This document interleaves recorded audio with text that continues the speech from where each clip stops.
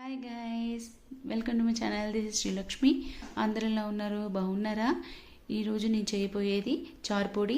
ఎలా చేస్తాను ఏంటి అదంతా ఈ వీడియోలో చూసేద్దాం. Let's get in to the video. ఈరోజు చారుపొడికి కావాల్సిన ఇంగ్రీడియంట్స్ ఏంటి అంటే 1 table spoon pepper corn, 1 cup coriander seeds, red chillies 5, Toor dal 2/3, 3/4 cup cumin seeds. ఇవన్నిటిని చక్కగా డ్రై రోస్ట్ చేసుకోవాలి. మనము డ్రై రోస్ట్ చేసుకొని ఆయిల్ లేకుండా వేయించుకోవాలి. ఒక్కొక్కటి సపరేట్గానే వేయించుకోవాలి. అన్నీ కలిపి వేయించుకుంటే మనకి సరిగ్గా వేగినట్టుగా అనిపిస్తుంది కదా. సో మనకి అన్నీ చక్కగా వేగిన తర్వాత దాన్ని చల్లార్చుకోవాలి. ఇప్పుడు కందిపప్పు వేస్తున్నాను. కందిపప్పు కూడా మంచిగా మనకి అరోమా రావాలి, ప్లస్ వేగినట్టుగా తెలిసిపోతుంది కదా మనకి. సో చక్కగా వాటిని కూడా వేయించుకోవాలి. అవి వేగిన తర్వాత మనము పెప్పర్ కార్న్స్ వేసుకోవచ్చు ఈ టైంలో. సో యాక్చువల్గా ఏంటంటే మా మమ్మీ చాలా బాగా చేస్తుంది చారుపొడి కూడా. నాకు చాలా ఇష్టం, మా పాప కూడా ఇష్టంగా తింటుంది. సో అందుకే నేను మీకు కూడా అందరికీ షేర్ చేయాలని చేస్తున్నాను ఈ చారుపొడి. సో ఇప్పుడు పెప్పర్ కార్న్స్ కూడా వేసుకొని అందులోకి మంచిగా ఫ్రై చేసుకోవాలి. ఫ్రై చేసుకున్నాక పెప్పర్ కార్న్స్ కూడా మీడియం ఫ్లేమ్లోనే పెట్టుకోవాలి. మనం మీడియం ఫ్లేమ్లో పెట్టుకొని ఫ్రై చేసుకున్నాక మనకి ఏంటి అంటే కారం ఎక్కువ ఉంది అనుకుంటే రెడ్ చిల్లీ తగ్గించుకోండి. రెడ్ చిల్లీ మాకు రెడ్ చిల్లీ అంత స్పైసీనెస్ లేదు అనుకుంటే పెప్పర్ కార్న్స్ వేసుకోవచ్చు. మన కారం తగ్గట్టి ఎలా అంటే అలాగా పెద్దవాళ్ళు చిన్నవాళ్ళు అందరూ తినచ్చు ఇది. ఎస్పెషల్లీ ఈ వర్షాకాలంలో కూడా మనకి జలుబులు దగ్గులు అన్నీ వస్తూ ఉంటాయి కదా. ఈ చారుపొడి తింటే చాలా బాగుంటుంది. సో ఇప్పుడు మనము రెడ్ చిల్లీ వేయించుకున్నాక క్యూమిన్ సీడ్స్ కూడా చక్కగా వేయించుకొని పక్కకు పెట్టుకున్నాక అవి కాస్త మనకి చల్లారాలి కదా. చల్లారాకనే మిక్సీ జార్లోకి వేసుకోవాలి. మిక్సీ జార్లోకి వేసుకున్నప్పుడు కూడా మనము చూసుకొని గ్రైండర్ చేసుకొని బరకగా ఉండకుండా చక్కగా మంచిగా పొడిగా చేసుకోవాలి, మెత్తగా చేసుకోవాలి పొడిని కూడా.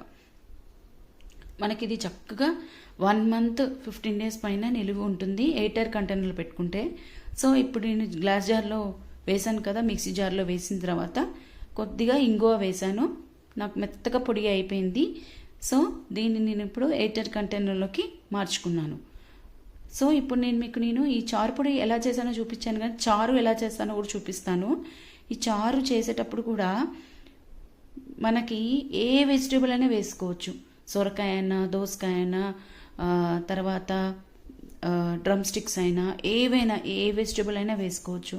సో అప్పుడు మనకి చాలా బాగుంటుంది. ఇప్పుడు నేను టమాటా వేసుకున్నాను. పసుపు 1/2 టీ స్పూన్ పసుపు, 1.5 స్పూన్ ఉప్పు వేసుకున్నాను. తర్వాత చక్కగా కొత్తిమీర, కరివేపాకు మంచిగా వాష్ చేసుకొని వాటిని మనము వేసుకోవాలి. కొద్దిగా ఇంగువ యాడ్ చేసుకోవాలి. కొత్తిమీర, కరివేపాకు యాడ్ చేసిన తర్వాత కొద్దిగా మనకి చారుపొడి ఎంత కావాలంటే అంత వేసుకోవచ్చు.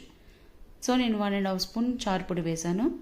సో దీనికి వాటర్ కూడా 2 గ్లాస్ ఆఫ్ వాటర్ యాడ్ చేశాను. నేను పెద్ద glass of water 2 glass of water add చేశాను. So 2 glass of water add చేసి మనం స్టవ్ మీద పెట్టుకున్న తర్వాత మనకి చక్కగా ఎల్లో కలర్ పొంగు వస్తుంది. సో ఎక్కువసేపు తెలించకూడదు. ఆ పొంగు వచ్చిన తర్వాత దించేయాలి. దించేస్తే బెస్ట్.